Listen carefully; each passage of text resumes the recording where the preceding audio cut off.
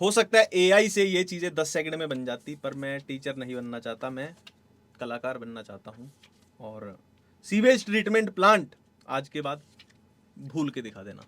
फर्ज करो ये आपके घर के पास वाला गंदा नाला है, तो इसके पानी में क्या क्या हो सकता है वो हमने यहाँ लिख लिया है। तो गंदे नाले के पानी में भाई किसी ने पॉलीथीन भी फेंकी हो सकती है, किसी ने कोका कोला पेप्सी पी के बोतल भी फेंकी हो सकती है, किसी ने पुरानी टी शर्ट वहीं फेंक दी गंदे नाले में, वहीं तैर रही है, ठीक है। और क्या है, मिट्टी रेत वो भी हो सकता है, स्टोन छोटे छोटे पत्थर भी हो सकते हैं, और ऑर्गेनिक मैटर भी उसमें होता है। ऑर्गेनिक मैटर मतलब इंसानों का मल मूत्र जो होता है, या फिर आप जो दाल बची हुई राजमा जो किचन में सिंक में बहा देते हो ना, वो सब इसमें हो सकता है।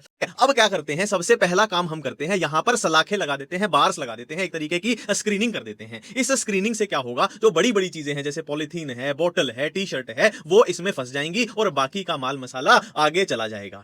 अब हम क्या करते हैं, सैंड स्टोन को नीचे बिठाने के लिए, इसकी सेडिमेंटेशन करने के लिए हम पानी का जो फ्लो था ना उसकी स्पीड को कम कर देते हैं। पानी की स्पीड जब कम होगी तो ये रेत है, जो ये पत्थर हैं छोटे छोटे, ये नीचे बैठ जाएंगे, सेडिमेंट हो जाएंगे, ठीक है। तो अगर सैंड और स्टोन नीचे बैठ गए तो पानी में क्या बच जाएगा, सिर्फ ऑर्गेनिक मैटर बच जाएगा, ठीक है। अब ऑर्गेनिक मैटर के साथ भी हम सेम ही काम करेंगे कि इनको नीचे बिठाने की कोशिश करेंगे, पर ऑर्गेनिक मैटर के साथ दिक्कत क्या होती है, ये पानी में बहुत अच्छी तरीके से घुला होता है। अब हम पानी की स्पीड को बिल्कुल धीमा कर देते हैं, बिल्कुल धीमा, कि जितना पॉसिबल ऑर्गेनिक मैटर नीचे सेडिमेंट हो पाए वो हो जाना चाहिए, बिल्कुल धीमा, ठीक है। तो जितना हो सकता था सेडिमेंट वो नीचे बैठ गया ऑर्गेनिक मैटर, बट पूरा नहीं होगा क्योंकि बहुत अच्छे से घुला हुआ था, तो बाकी का बच भी जाएगा, जिसको हमने रिमेनिंग ऑर्गेनिक मैटर बोल दिया कि ये बच गया, बाकी का नीचे बैठ गया है, ठीक है। अब जो जो नामकरण है वो लास्ट में कर लेंगे, पहले प्रोसेस समझ लो, ठीक है। अब ध्यान दो, यहां तक हमने कोई माइक्रो ऑर्गेनिज्म, बैक्टीरिया, फंजाई, कोई बायोलॉजी का यूज नहीं किया है, हम सिंपल फिजिकल प्रोसेस कर रहे हैं, तो इसको हम बोलते हैं प्राइमरी ट्रीटमेंट। अब हम जो करने जा रहे हैं वो होगा सेकेंडरी ट्रीटमेंट। हमने क्या किया, इस पूरे माल मसाले को बहुत सारी एयर प्रोवाइड की,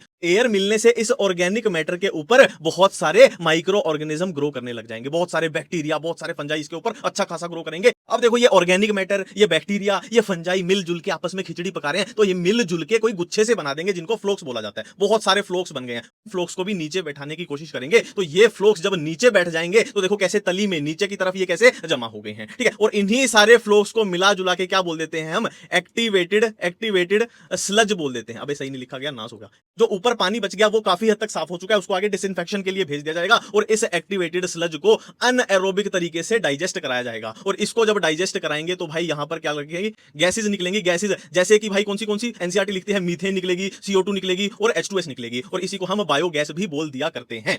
अब देखो इनका नामकरण कोई मुश्किल बात नहीं है। देखो यहां तक क्या था, यहां तक प्राइमरी ट्रीटमेंट था, तो प्राइमरी ट्रीटमेंट में सेडिमेंटेशन हो रही है तो प्राइमरी सेडिमेंटेशन टैंक हो जाएगा, ठीक है। ये क्या था भाई, ये सेकेंडरी ट्रीटमेंट था, तो सेकेंडरी ट्रीटमेंट में क्या हो रही है, सेडिमेंटेशन, तो ये सेकेंडरी सेडिमेंटेशन टैंक हो जाएगा। ये एयर आई थी तो ये एरिएशन टैंक हो जाएगा।